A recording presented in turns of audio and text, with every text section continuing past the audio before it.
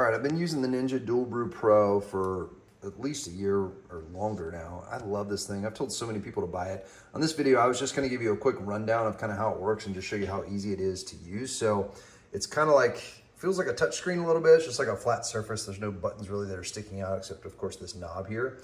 So I do 15 ounces myself, but you can basically switch this up or down. Notice the keep warm comes on, right? So once you get to a certain point, like a half pot or more, it does have a warming plate on this one. If you're doing like a travel mug, single serve, it's not gonna activate the warming plate, which is nice.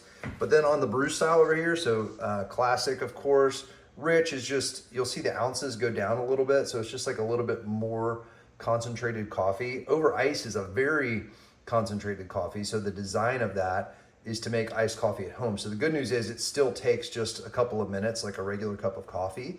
But what you're supposed to do is take like a 14-ounce cup in this case, fill it with ice, and then let this thing go. And it's gonna give you a more, like a really concentrated brew that's obviously gonna melt a lot of that ice, and it kind of blends together and it works out perfectly. So on a hot day, that's what I do.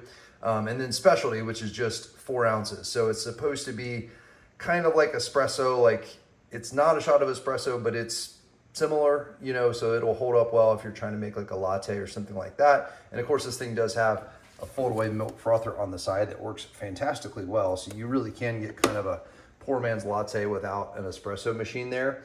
And then one other thing, I mean, it's got a cleaning function. So every once in a while you want to kind of descale this thing just using vinegar or whatever. And then you can set a timer on it if you'd like, which honestly I never use. And then finally, it's got the drip stop right here. So you can turn that off or on. And so if it's closed, obviously it won't run. It'll beep at you when you try to start it and say, hey, you need to open it.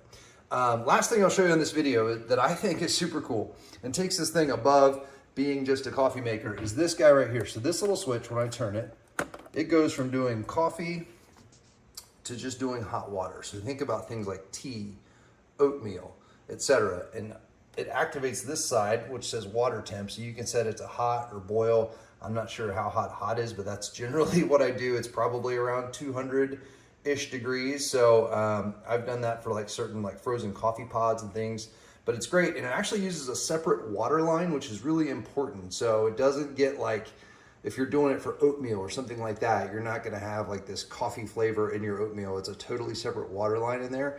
And then just like before, you basically can just set this guy to how much hot or boiling water that you want, and it comes out in just a second.